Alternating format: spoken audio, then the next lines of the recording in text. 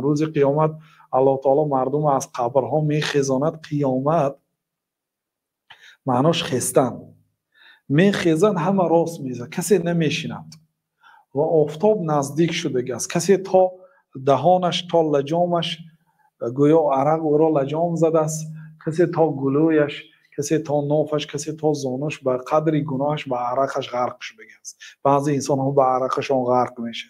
در اون روز 7 طایفه آدم هایی هست که در زیر سایه الله تعالی قرار میگیرند، اونا به عرق غرق نمیشن. بسیار روزی وزنی است، بسیار روزی پردهشت است. پیغمبرها و نفسی میگفتند وای بر حال من، وای بر نفسی من چی میشده باشد. با وجود آنکه آنها میدونن که آنها بهشتی هستند، لیکن میترسیدند. حتی وقتی به نزد حضرت آدم میرن میگن که ای آدم، الله تعالی تو را با 2 دستش آفریده است، تو اولین بشریت، پدر انسانیت هستی، شفاعت کن ما را، الله تعالی را بگو که همین حساب و کتابش را کند و یا این طرف یا اون طرف شویم.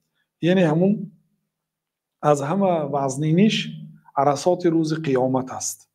یعنی همین آدم زندانی هم تا حکم گرفتن، از همه روزهای وزنینش تا حکم گرفتن. حکم که گرفت دیگر خاطرش جمع میشد. حتی در زندان بعضی انسان ها بودن که آرام خواب میکردن نسبت اون شخصیت هایی که حالی زندان نشدیان از یار و دوست ها. اونا هم خوفی خواطری زندان شدن داشته، اونا در بیرین آرام خواب نمیکردن. امروز زندان میشده باشم یا پگاه زندان میشده باشم، حتی نقل میکنن که یک آدم به نزد حجاج ظالم رفته است. حجاج هر روز چندین آدم رو میکشت. یک آدم رفته است و گفته است که مرا به قتل رسان گفته است. بعد حجاج خنده گرفته است برای چی؟ گفته است که بیزار شدم، گفته است امروز منو میکشته باشد یا فردا میکشته باشد، این منو کی میکشته باشد. حتی در خواب ها میبینم که تو مرا میکشی، بیا گفته است منو کش و صاف شوم. بعد حجاج قول داده بود است که برای من تو رو نمیکشم، گفته عهد داده بود است. الله المستعان. خلاصه بسیار روز قیامت عرصا تا حکم گرفتن مردم در ترس هستند. بنابراین به نزد حضرت آدم میرن. حضرت آدم میگن که من گناه کردگی هستم، از اون درختی که الله تعالی منع کرد خوردم و امروز الله غضب کرد.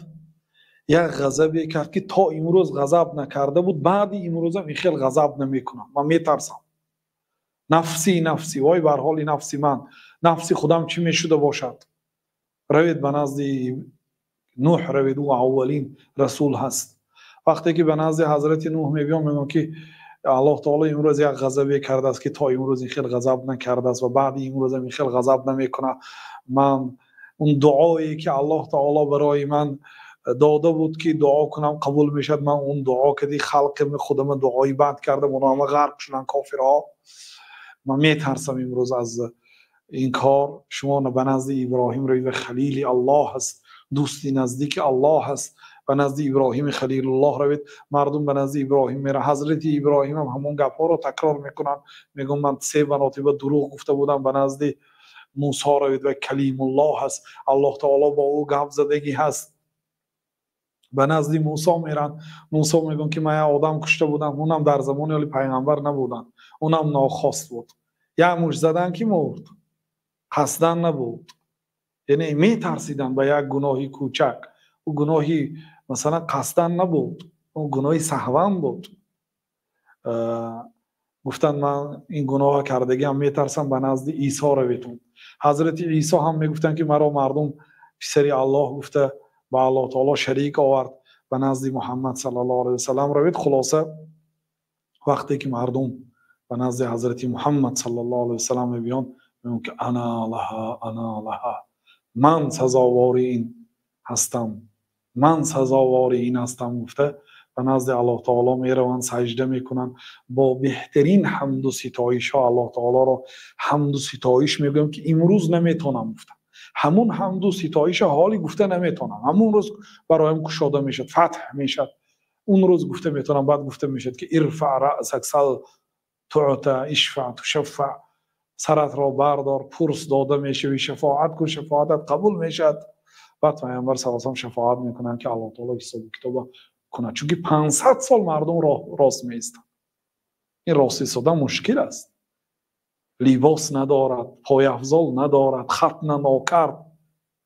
خیلی که از مادر تولد شده بود همه در عرصات قیامت با ترس میایسته. حضرت عایشه گفتن که یا رسول الله، بعد مردها و زنها به عورت همدیگر نگاه نمیکنند؟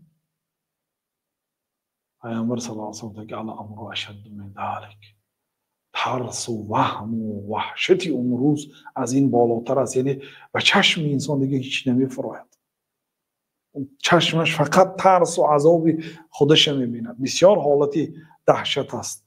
نسأل الله السلامة والعافیه.